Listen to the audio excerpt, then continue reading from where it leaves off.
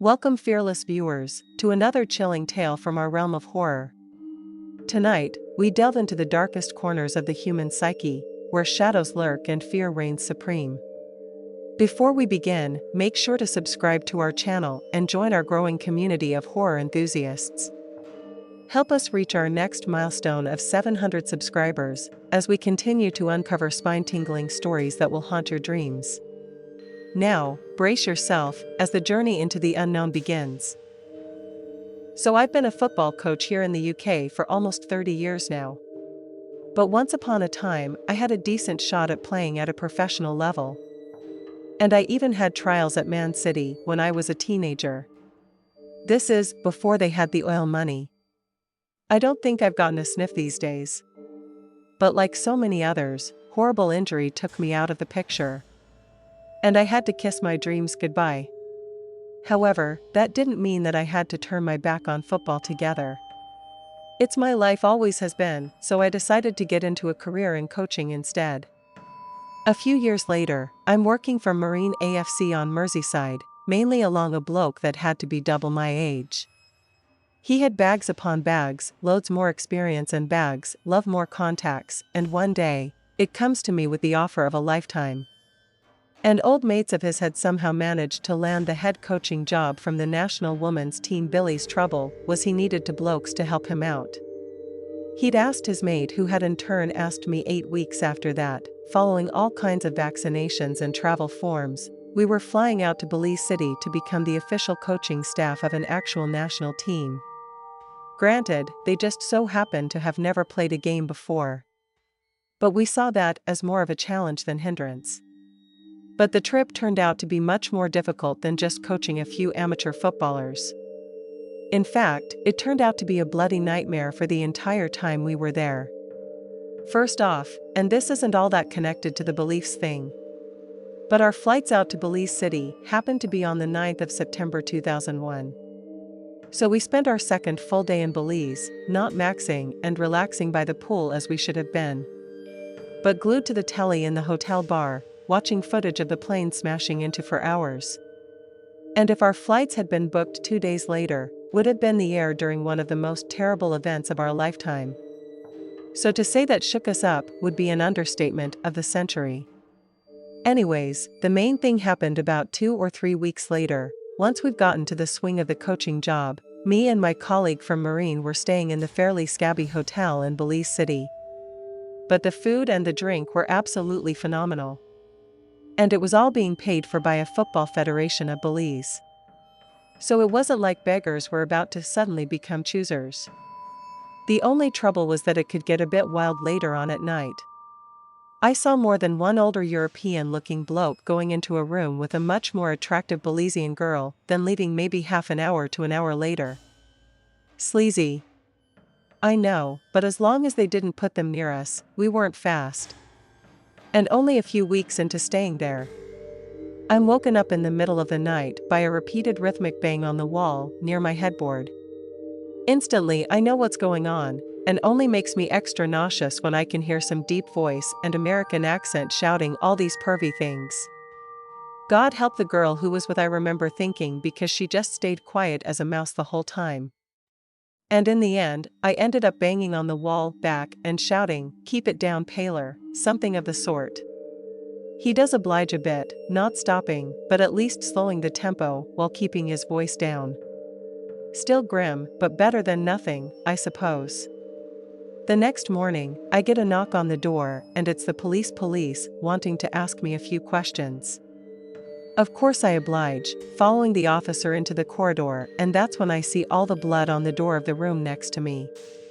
There are bloody handprints on the door, blood all over the doorknob, and bloody footprints leading away from it.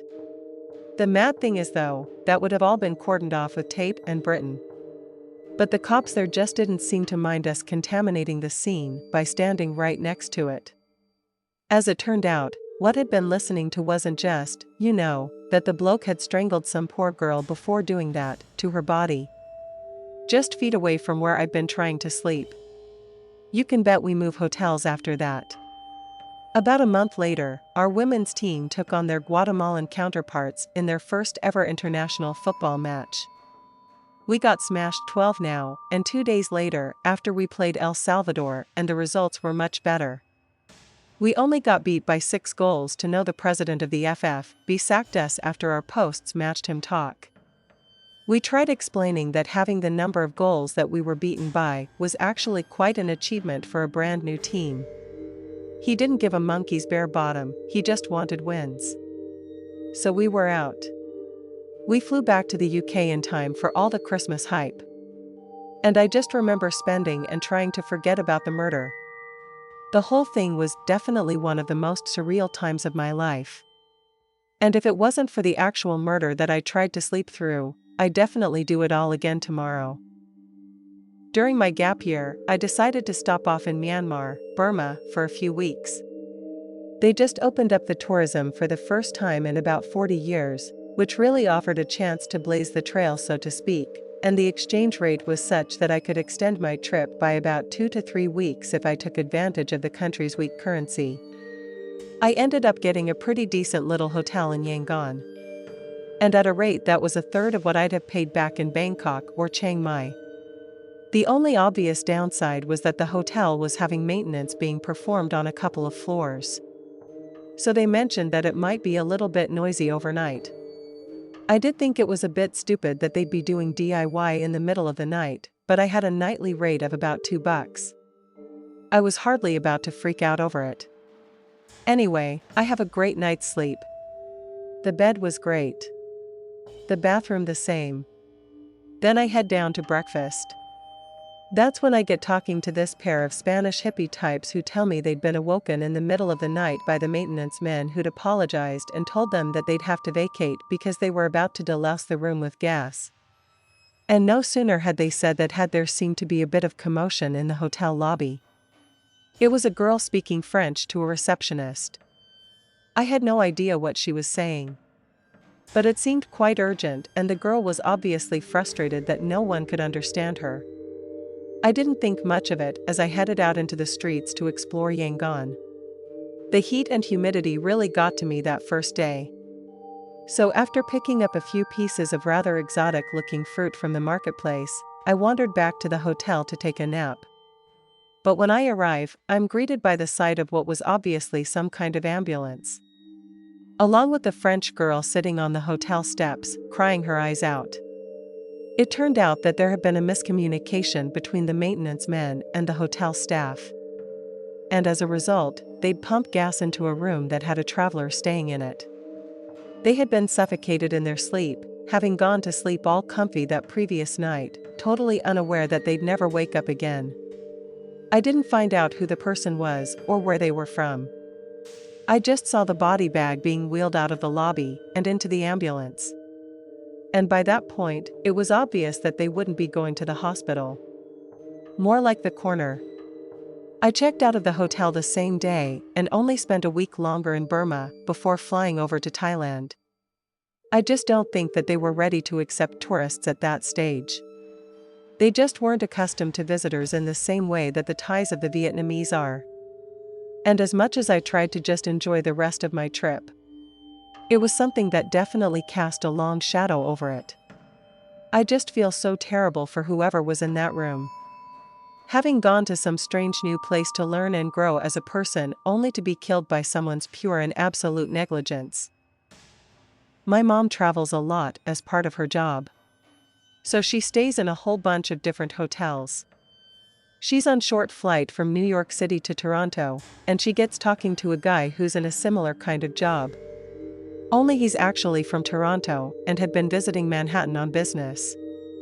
Mom thinks she can swoop in and undercut the deal he was getting, earning a bunch of kudos from her bosses in the process. So she gives this guy her business card and tells him to call her. They land and they say goodbye, and my mom heads off to her hotel for the evening. A few hours later, she's almost ready for bed when she gets a call from the hotel lobby saying my dad was there to surprise her and would it be okay if they give him a copy of a room key. Mom hadn't been expecting him, and the way she tells it. She was actually kind of angry that he'd apparently left a 6-year-old me with a sitter when I'd just gotten over chickenpox. So she calls to be like, Lidu and Paul. Only my dad has no idea what she's talking about. He was at home taking care of me. And she could even hear me over the line to confirm it. She tells Dad she'll call him back and then heads down to the lobby to see what in the world is going on. And who should be waiting in the lobby, pretending to be my dad, the guy she gave the business card to. As you can imagine, she was both freaked out and very angry. But she calmly explained to the concierge that the guy was not her husband. And that if he turned up again, he was to call the cops. The guy tried to play all innocent, acting like he just picked up the wrong vibes from her whatever. But he could have called her, he could ask the reception to call her. There were a million different things he could have done if he thought she was just looking for some little work trip affair. She didn't do any of that. May just tried to talk his way into getting himself a freaking room key, presumably hoping he could catch my mom sleeping. Obviously, my mom was in no mood to sleep after the little encounter. And she remembers that she has a copy of this guy's business card too. She couldn't exactly call the cops and the guy since he hadn't actually committed any crime. But she could contact the company he worked for to maybe get him fired for being such a creep. But when she calls the number on the card, she discovers it's a dead number. And the company that's listed on the card that she eventually was able to get a hold of never heard of the guy in question. The guy gave her a fake card, presumably just to get hers. He was never in the same business as her. But the fact that he managed to talk a good enough game to convince her is incredibly creepy to me. There's only one thing scarier than an evil psychopathic predator. And that's a smart one.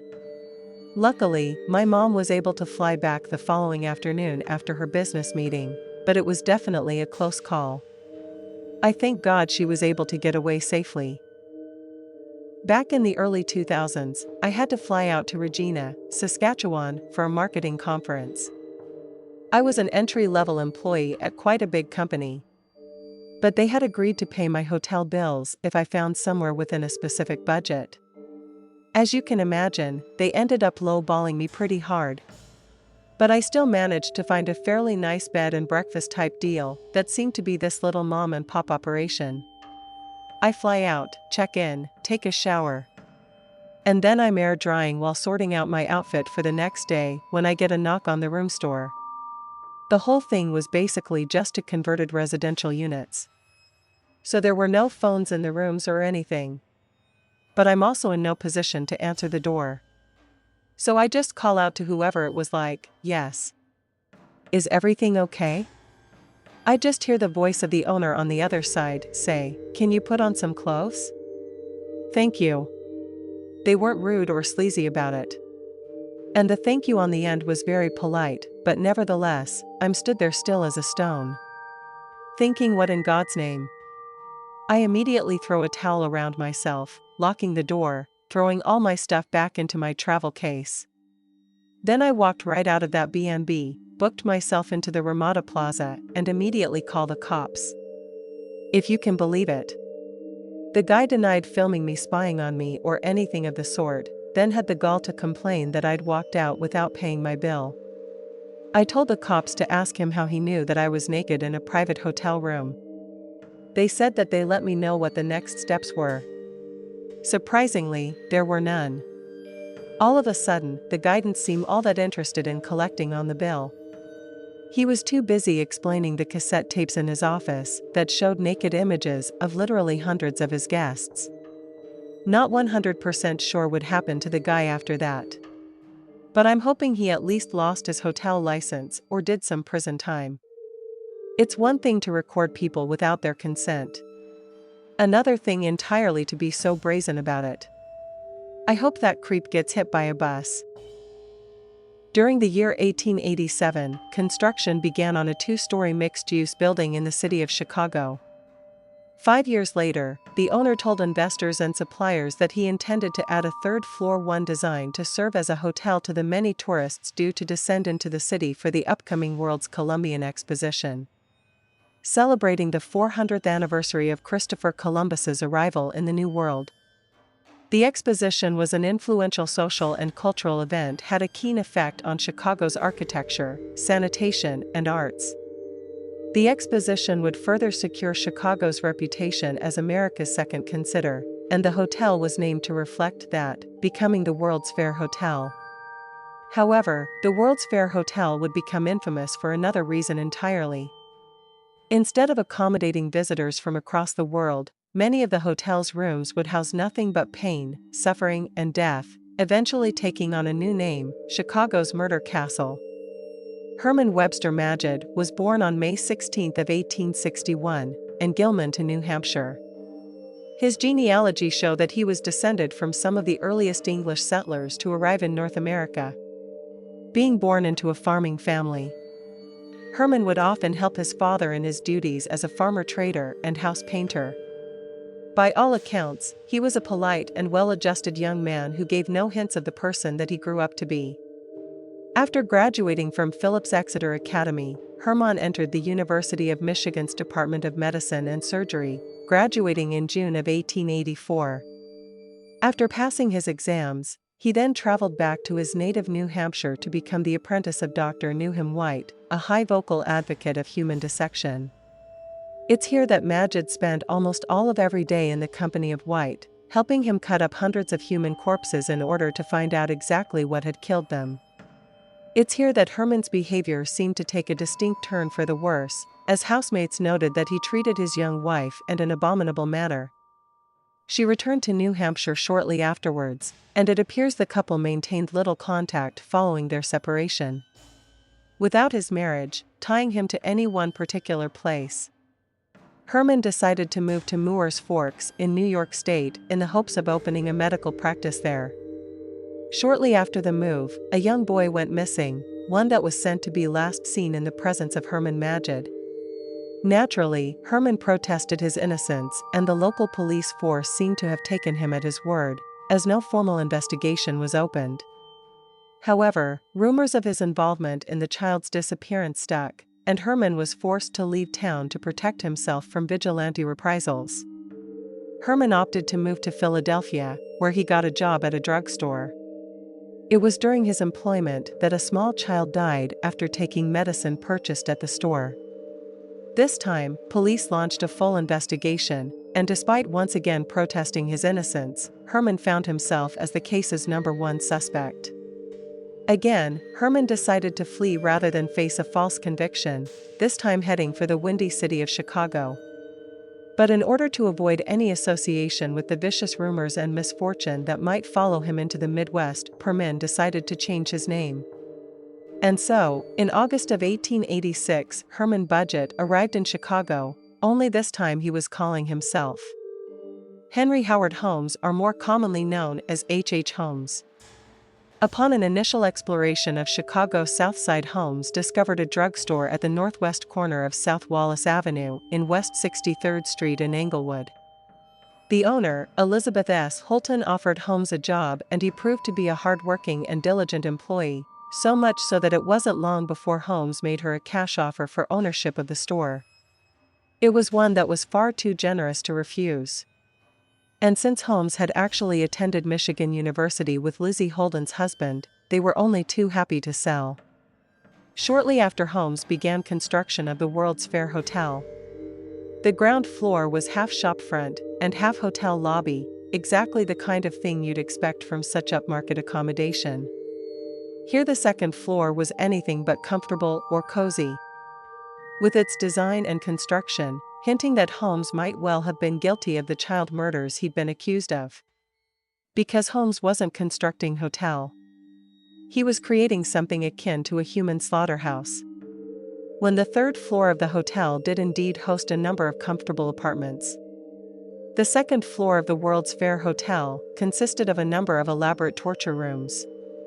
All of the doors and some of the steps were connected to an intricate alarm system. Whenever someone stepped into the hall or headed downstairs, a buzzer sounded in Holmes' bedroom. There were over 100 windowless, soundproof rooms, 51 doorways, which led to nowhere in the maze of hallways, some of which seemed resulting in nothing but dead ends.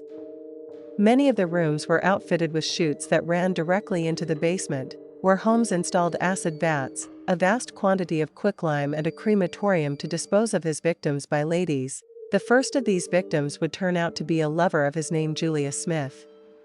She and her family had moved into the World's Fair Hotel after her husband secured himself a job in Holmes' pharmacy. But after her husband discovered the sort of tryst, he abandoned Julia and their young daughter, relinquishing custody of her and leaving his wife to continue her affairs with Holmes. To the outright observer, it seemed like H. Holmes had everything going for him. He was in the process of expanding an already successful business. And with the addition of Julia and her young daughter, he had something of a fledgling family to bring a familial satisfaction to match his financial success. But on Christmas Day of 1881, neighbors noticed that H. was alone for the holidays.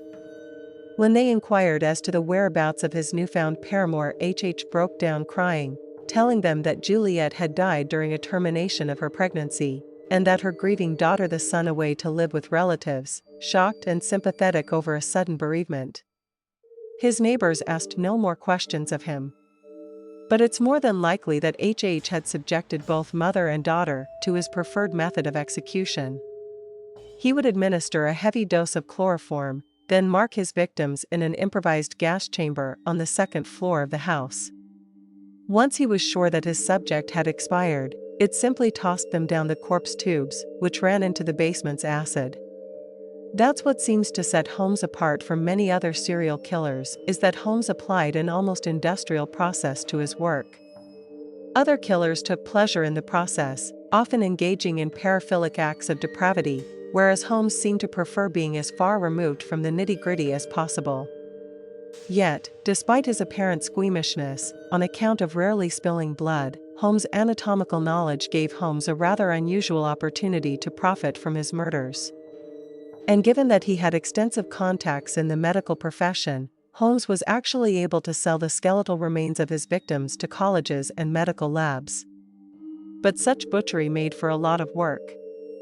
And if theories of his squeamishness are to be believed, it only made sense for him to hire a sort of assistant who would aid him in his detestable laborers. This is how H. Holmes met a man named Benjamin Pidle.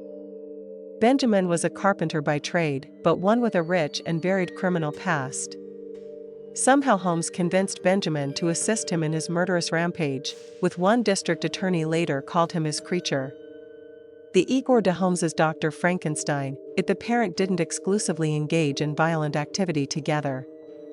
They also plotted several less violent criminal enterprises, one of which was applied to fake Benjamin's death, swayed by the prospect of collecting on the $10,000 life insurance policy. The scheme would involve Pikesville posing as a wealthy inventor named B.F. Perry. This Perry character would take out a lucrative policy then die in a tragic laboratory explosion, which would conveniently leave his corpse as a charred unrecognizable mass. All H. had to do was find a corpse that was roughly the same height and weight as his crooked companion, and then go about suitably disfiguring it. But Holmes had a better idea. He believed the life insurance policy would be much easier to claim on if they used the body of the real B.F. Perry, which meant a death sentence for Pidle.